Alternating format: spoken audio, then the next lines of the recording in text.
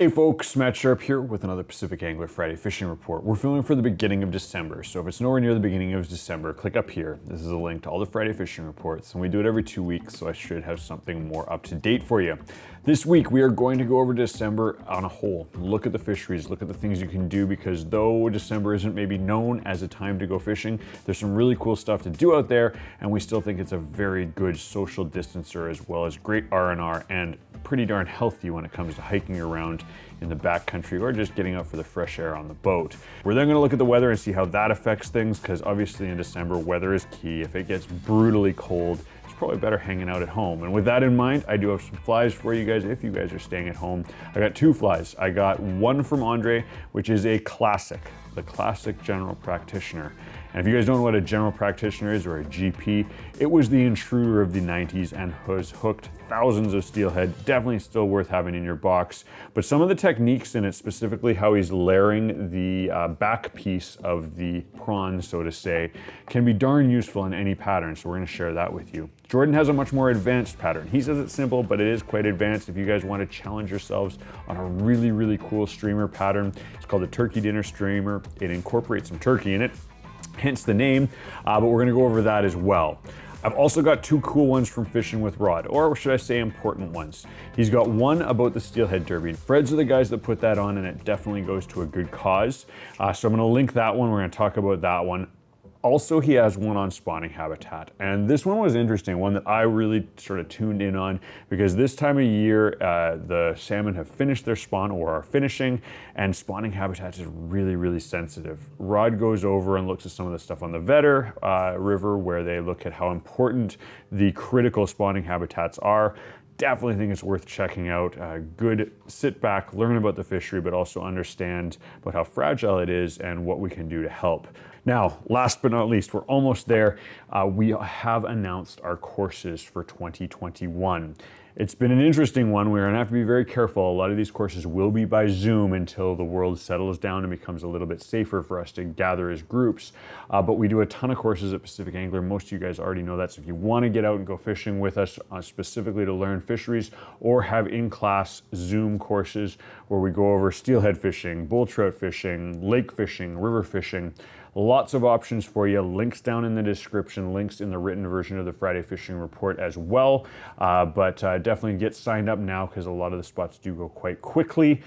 Details down there how to make that happen. As always, guys, you want to see more stuff like this where we go over sort of current events, politics, as well as current fisheries, as well as some just fun fishing stuff, and I drink beer. Hit that like button, hit the subscribe button. Let's get into her.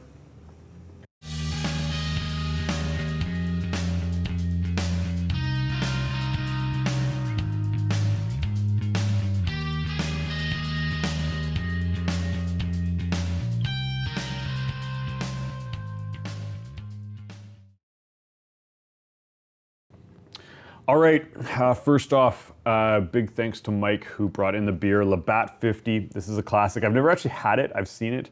740 milliliters, and this will definitely carry me well through this fishing report. So again, thank you so much, Mike, for the support.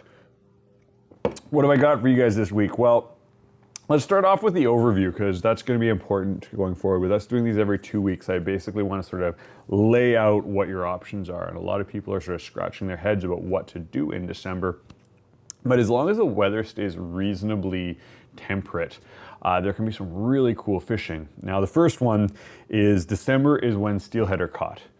Not in December. A lot of people are scratching your head, why is Matt saying that? December is the month where the great steelheaders are out scouting and figuring it out, meaning the scouting that they do in December will pay off dividends in January, February, March, April. And so definitely getting out scouting for steelhead. We've already heard one fish, maybe more. There's been some rumors floating around that there's been a few steelhead out there. And that's sort of normal for like November 20th to December 20th. Steelhead fishing will not ramp up to anywhere near sort of end of January, February, at least in the Chilliwack sort of valley areas, and it's much later on a number of other systems. But now is the time to go scouting, cover ground, read books, tie flies, get your gear ready.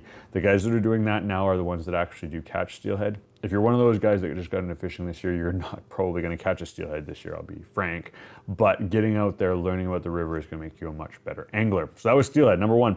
Number two is there's a little shot of cutthroat fishing. If you guys love cutthroat fishing, it's sort of before the spawn. They're feeding on eggs. The areas like Harrison, Stave that might have a shot of cutthroat can be really good. And then the major fishery is probably the egg eater fishery. So all these salmon eggs that have come in, a bunch of species, bull trout, rainbows, Dolly Varden, hard to tell the difference. They're all going to be eating the salmon eggs, one of the most critical foods for them moving forward. And you're going to see me do a lot of this. This is one of my favorite fisheries, from the Squamish to the Chehalis to the Harrison to even the Vedder. There's some cool options for that, so definitely worth looking at. So those are the fisheries. Let's look at the weather, because that is where we need to look over the next week or two. And we are going to be seeing a bit of a cold spell, but it's not coming this weekend. So if you guys are planning to get out this weekend, thumbs up, it looks good. We're gonna get some rain, which we want, but not too much. That's gonna help our local rivers. But at least for the weekend, we're gonna see a little bit of rain, a little bit of drizzle, a little bit of sun, so it should be good. And there's a little bit more rain come sort of Monday, Tuesday. When we throw it out to Squamish, you see very similar. Let's just load it up here.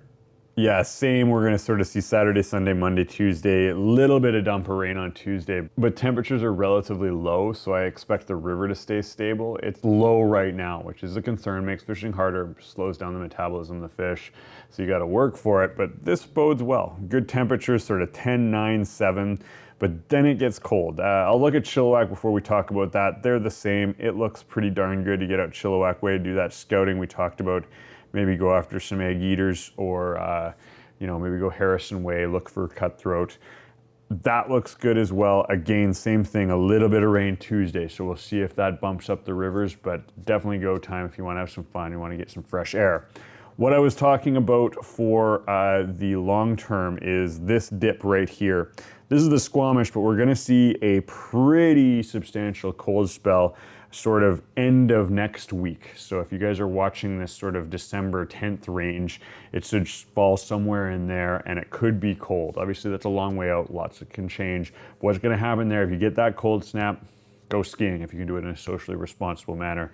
Rivers will suck up, get really low, really cold, fish metabolism shut down, and it's when things are freezing cold, it's one of the times that I just say, hey, maybe don't go fishing. Scout if you want to, but the catching is not going to be good in sort of -8 to -10 degree weather, which is on the forecast, maybe, a long way out. All right, if you guys are bunkering down, not getting out there, I understand. I'm bunkering down a little bit myself. Do plan to try to get out fishing just for the mental health side of things, but I am going to try to spend some time at the Vice. And the flies we got this week are pretty cool. Andre's got one here, and this is the general practitioner. If you guys don't know what a general practitioner is, you need to check out this video out and tie like 10 of them and stick them in your box. If you know what intruders are and you're a steelheader, you should know what general practitioners are. They were the intruder of the 80s and 90s. It's what I grew up on. You had to have 10 of them in your box in different colors and different sizes, just like we sort of do with intruder style teardrop patterns. And I do feel as though the way this fly is designed, it really captures the same teardrop swimmy essence that we've seen in successful modern steelhead patterns. I still use this guy relatively small for clear conditions and as a closeout fly. But for you guys tying, what I want you guys to pay attention is how Andre does the wing on this thing. So put a few of these in your box, in your summer run box, in your winter run box for picky situations. But look at how he's doing this wing where he folds underneath the stem of the wing material. Makes it very durable and also lines things up really nicely. If you guys wanted to do like a big prawn, like Dimitri's prawn, I'll link that up there. It's a badass pattern, but it sort of incorporates this halfback or shell back that we get from the general practitioner. And so definitely worth checking out. Okay, now the other one is more of a modern pattern, and that's Jordan's pattern. I'm gonna throw it up here. And this is one that we call it the turkey dinner. It's using turkey, which is sort of a rare one to use in a composite loop. Now, if you don't know what I mean by composite loop, go check this video out. This is sort of a intermediate to advanced fly tying skill. Number of guys in the Pacific Northwest sort of used this to make streamers and steelhead patterns. Very, very versatile way to get this sort of veil or umbrella that we're looking for that ultimately teardrops into a point. And Jordan goes through it in the video, really good. But this one is also going to be excellent for your local rivers like the Squamish, like the Harrison, any coastal stream, for bull trout, rainbows, and to an extent steelhead. White doesn't do as many steelhead up here as I think it does down on the Olympic Peninsula, but I've still hooked a ton of steelhead on big white style patterns. So consider this some cool techniques, some cool things to tweak. I'm gonna do links both up here. We're gonna do Andre's pattern first, as well as Jordan pattern next. I'll stick them at the back end of the report as well, so you gotta click there for them. On the video front, what have I got for there? So Rod, as you guys know, is one of the, I don't know, smartest, most genuine influencers when it comes to BC fishing. I really believe that he tries at every turn to explore the issues, enjoy the fishery, but be respectful of everybody involved, especially the fish. And this week he came out, let me see if I can find it here, here it is. He came out with two videos, and two videos that I actually really tuned in for. The first one is on the Steelhead Derby. So if you guys are gonna be steelheading, just sign up for this derby. It's not through us, it's actually through Fred's Custom Tackle, but we fully support them in this because all the proceeds go to a really great cause.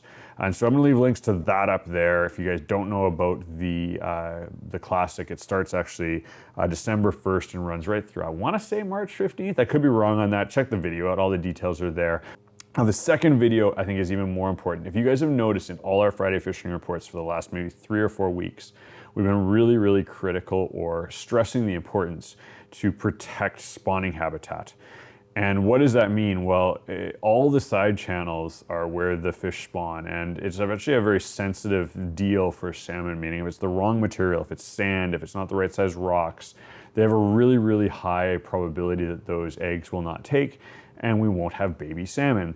Also, when we have big storms, all of them get washed out, and that's something that we have been seeing. I think we can categorically state that we've seen more storms in the last 5 to 8 years than historically before that, and it's really affected a number of our rivers, specifically the Squamish, but numerous rivers on the coast have been hit really hard by really big fluctuations in water, and that makes stable areas on a river for the eggs to hold on very, very important.